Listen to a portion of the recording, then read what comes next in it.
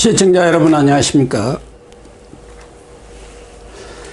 야인으로 돌아간 윤석열 전 검찰총장이 예상보다 빨리 메시지 정치를 시작했습니다.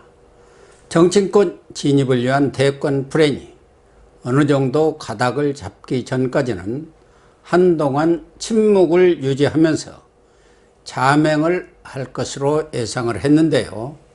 LH 한국토지주택공사 직원들이 3기 신도시 투기 의혹 사건에 대해서 7일, 그러니까 오늘이죠, 즉각적이고 대대적인 수사를 해야 하는 사안이라고 목소리를 높였습니다.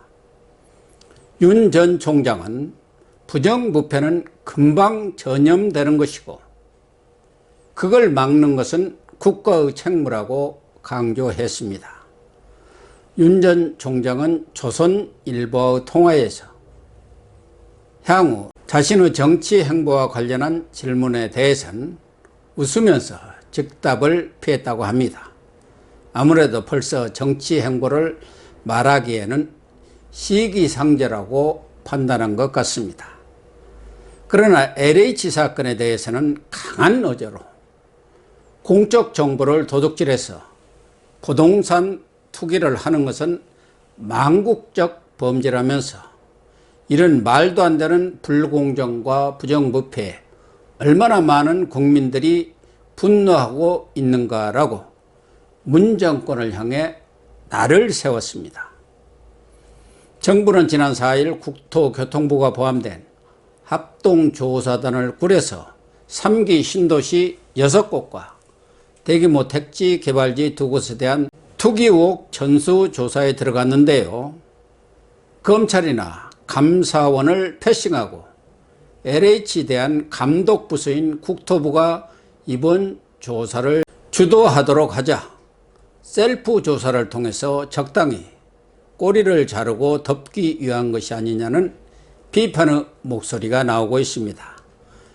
변창흠 국토부 장관은 자신이 LH 사장으로 재직하던 시절 일어난 신도시 투기 사건에 책임을 져야 할 사람입니다.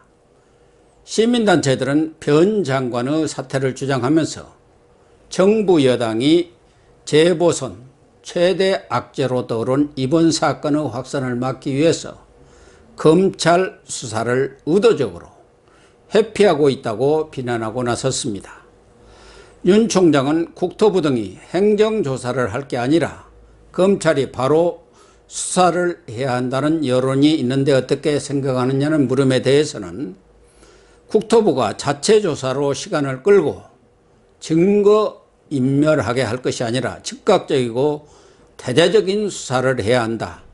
과거에는 이런 사안에서 즉각 수사 개시하지 않았는가. 부정부패는 정부가 의도했었든 무능했었든 한두 번 막지 못하면 금방 전염되는 것이다. 이러면 정말 부패 완판이 된다고 주장했습니다. 반문재인 진영에 서기로 작심을 하고 총장직을 떠난 때문인지 정부에 대한 비판에 거침이 없는 모습입니다. 윤 전 총장은 총장 사퇴 하루 전인 지난 3일 대구 고검지검을 방문한 자리에서 여당의 이른바 검찰 수사권 완전 박탈, 검수완박이라는 신조어에 대해서 부패를 완전히 판치게 하는 부패 완판이라고 맞받아친 바 있습니다. 윤 전 총장은 총리실, 국토부 조사처럼 LH나 청와대 직원을 상대로 등기부만 보면서 땅을 샀는지 안 샀는지 말로 물어보는 전수조사를 할 게 아니다. 그렇게 말로 물어봐서 뭘 밝힐 수 있겠는가라고 물으면서 선거를 의식해서 LH 의혹을 얼버무려서는 안 된다. 여든 야든 진영에 관계없이 책임 있는 정치인이라면 신속하고 대대적인 수사를 촉구해야 되지 않겠나. 모든 국민이 분노하는 이런 극도 부도덕 앞에서 선거 계산하면 안 된다고 법과 원칙에 따른 수사를 거듭 촉구했습니다. 윤 총장이처럼 LH 사건에 목소리를 높이는 것은 얼마 전까지 검찰의 범죄 수사를 총괄지휘했던 검찰총장으로서의 사명감이나 책임감도 있겠지만 정치적 함의가 더 큰 것으로 판단이 됩니다. 윤 전 총장은 한 달 앞으로 다가온 재보선에서 야당이 승리해야 정치권 진입의 동력이 생깁니다. 만약 야권 단일 후보가 서울시장 선거에서 패한다면 내년 2022년 3월 대선전에서 야권이 승리할 가능성이 멀어지고 그만큼 윤석열의 별의 순간은 가물가물해질 것은 불문가지입니다. 무엇보다 윤 전 총장이 서울시장 선거 승리에 일정 부분 기여를 한다면 향후 정치권 진입 시 입지가 그만큼 단단해지고 승리한 서울시장과 정치적 연대를 모색할 수도 있을 것입니다. 윤 전 총장이 LH 사건에 강경한 메시지를 낸 것은 앞으로도 정치 사회적 이슈가 있을 때마다 언론 인터뷰를 통해서든 SNS 또는 강연 등 다양한 방법을 통해 적극적으로 정치적 메시지를 내겠다는 것을 시사한 것으로 풀이됩니다. 그리고 검찰 수사권을 박탈하는 중수청 설립에 강력히 반대하는 인터뷰는 국민일보와 중앙일보에 단독으로 인터뷰를 했고요. 총장직 사퇴설은 동아일보가 특종 보도를 했습니다. 사퇴 후 최초 인터뷰는 조선일보를 택한 것을 보면 나름대로 메시지 전략을 구사하고 있는 것으로 관측이 됩니다.